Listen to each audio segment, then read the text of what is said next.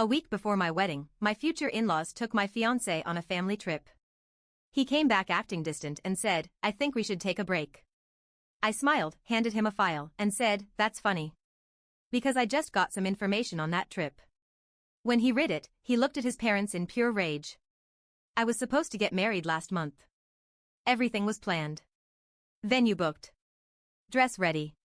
Guests invited. Cake ordered. We spent months putting it together. The whole thing was happening in Savannah, Georgia, where we live. I thought everything was fine. My fiancé, let's call him Derek, and I had been together for 3 years. I honestly thought he was the one. We weren't perfect, but no one is. We didn't fight much. He made me laugh. We wanted the same things. I was happy. His parents? Not so much. His mom, Ruth, is one of those people who looks at you like she's deciding if your shoes are expensive enough to speak to you. His dad, Walter, doesn't say much unless it's to brag about his car or complain about kids these days. They never really liked me. I'm not from some fancy family. I have a normal job. I don't care about golf memberships or which school you went to. I knew they thought Derek could do better, but he always told me not to worry. He said they'd come around.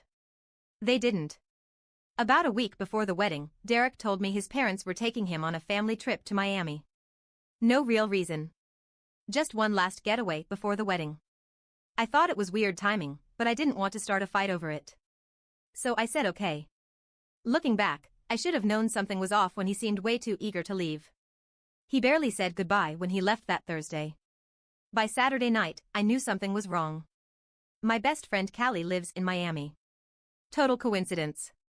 She works at a bar downtown, the kind of place people go when they want to show off how much money they have. She called me during her shift. "Hey. Isn't Derek supposed to be getting married next weekend?" "Yeah, why?" "Well, I think I just saw him. With his parents. And some girl." My stomach dropped. She said they'd been sitting at one of the VIP tables all night. Derek. His mom. His dad. And some random girl. Young, blonde, fake tan, short dress. Not someone who looked like she just happened to be sitting near them. Callie said Ruth and Walter were all over this girl. Laughing with her. Asking her questions. Derek wasn't exactly pushing her away either. That's when it hit me. They didn't just want to get away before the wedding. They wanted Derek to meet someone else. And they were doing it right before I was supposed to marry him. I don't remember much after that call. I sat on my couch in silence for a long time. Then I got mad. Really mad. And when I get mad, I get focused. Sunday morning, I started making calls. Found a private investigator in Miami who specialized in relationship issues. Paid extra to have him follow Derek and his family until they left. By Monday afternoon, I had the first batch of photos. Tuesday, I had video. Wednesday, I had a full report. Restaurants. Hotel bar. Poolside. Shopping. Another dinner. Every single event, Derek was next to that girl. Holding doors. Laughing at her jokes. Sitting close. His parents? Encouraging it.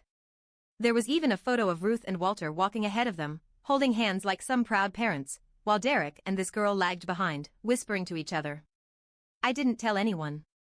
Not yet. I just waited. Derek got back late Sunday night. Monday morning, he came over. I acted normal. Made coffee. Asked how the trip was. He was quiet. Jumpy. Wouldn't look me in the eye. Then he said it. "I think we should take a break." I stared at him. A break. 6 days before the wedding. I didn't ask why. I didn't ask what changed. I just smiled. Reached over to the table, grabbed the folder with the photos and the report, and slid it across to him. "That's funny," I said. "Because I just got some information on that trip." He opened it. At first, he looked confused. Then his face went white. I watched him flip through the pictures. Over and over. Like maybe if he looked at them long enough, they'd change. They didn't. And that's when the front door opened. Walter and Ruth walked in like they owned the place. Ruth was carrying a planner. Walter was on his phone. Hope we're not too early, Ruth said. We have a lot to go over, Todd. Then she saw Derek's face. And the folder. And me, sitting there with my coffee, watching all of it. Nobody spoke. For a full minute, it was dead silent. Then Derek finally found his voice. What the hell is this? He wasn't asking me. He was looking at Ruth and Walter. Walter pretended he didn't hear. Ruth tried to laugh. Oh, come on. Don't be dramatic. Derek looked back at the folder. Then at me. How did you get these? I shrugged. Doesn't matter.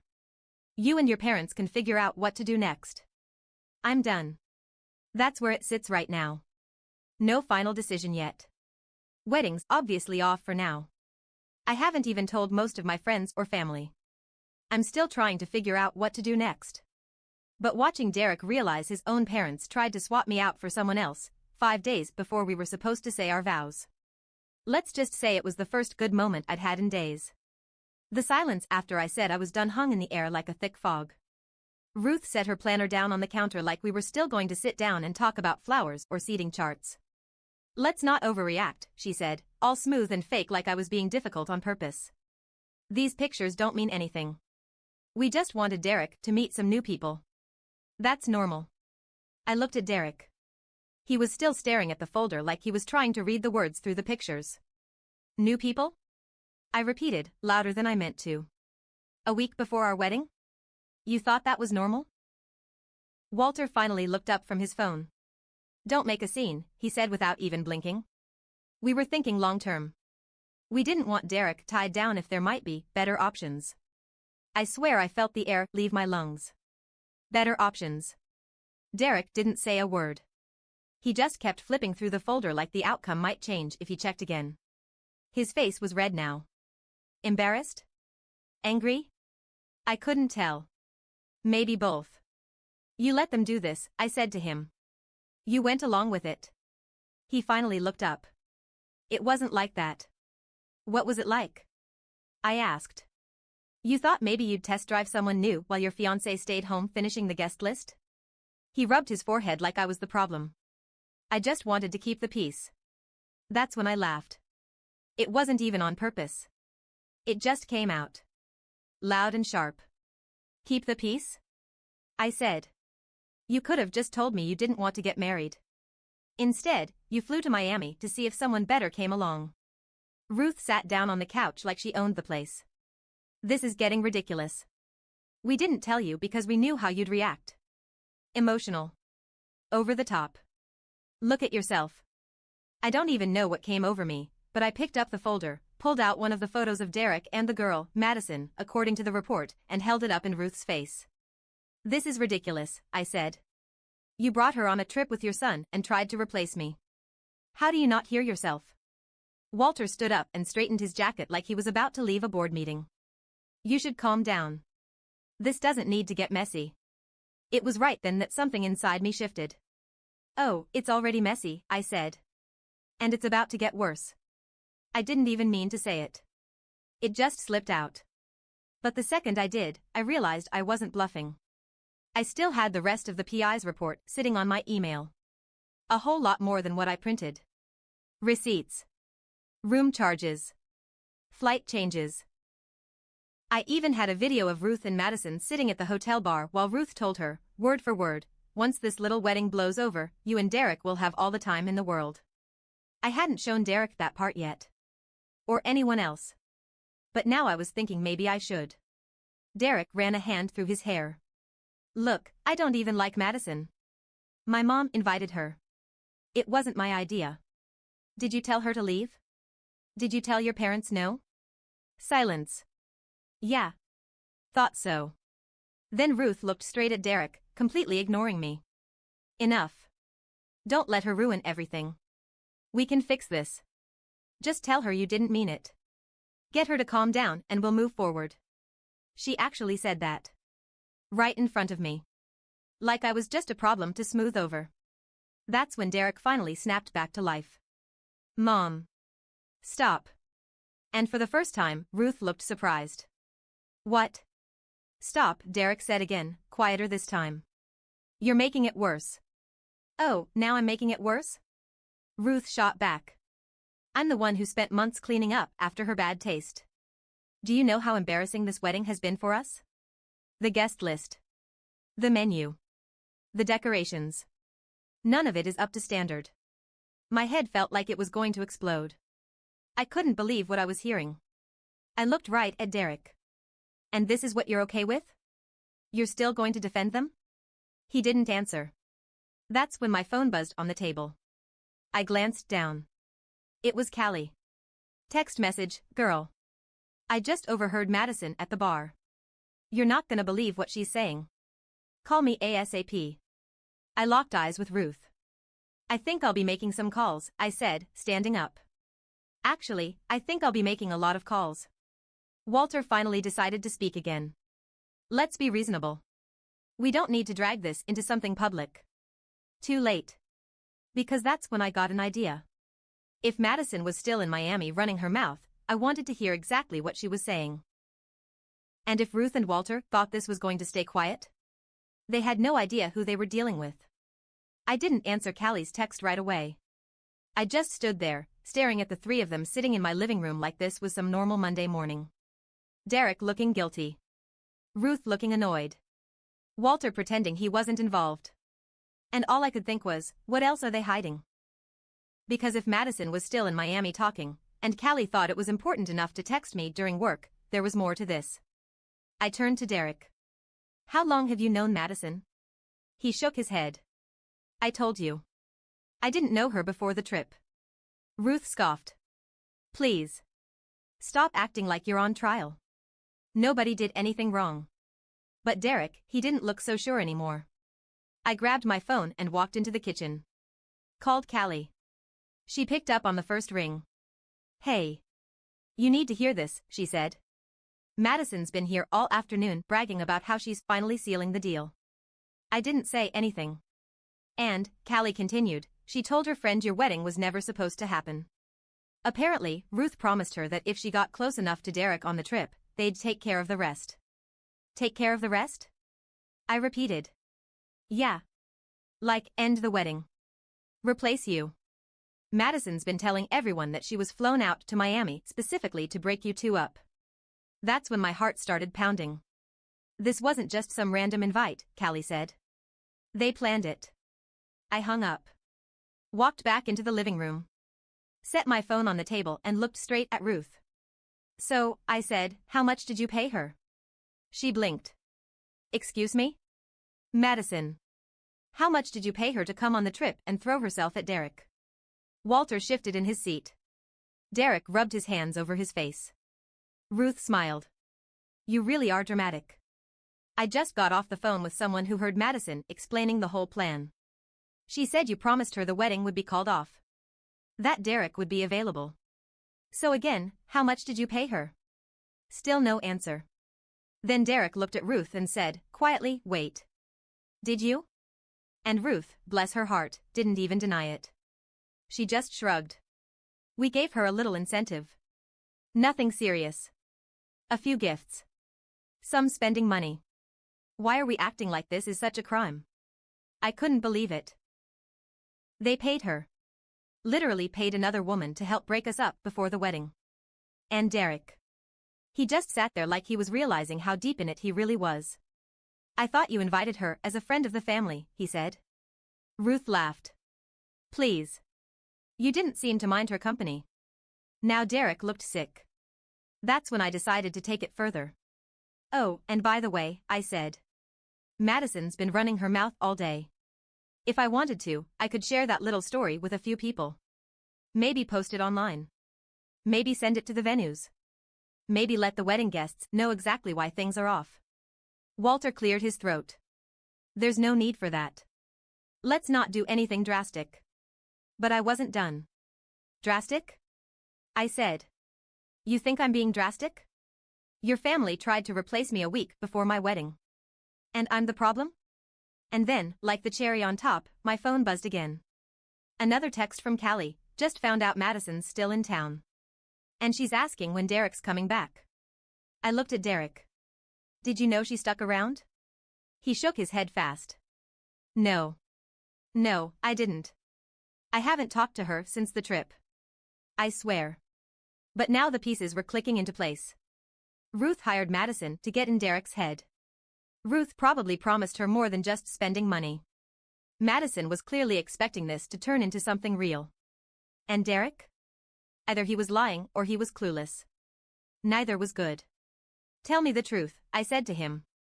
Did you ever want to call off the wedding before Miami? He hesitated. Maybe, he finally said. I wasn't sure. And they kept saying, maybe I should see what else is out there. I just nodded. Cool, I said. Good to know. Because that was all I needed. I wasn't just dealing with manipulative future in-laws. I was dealing with a man who sat back and watched it happen, then called it keeping the peace. And Madison?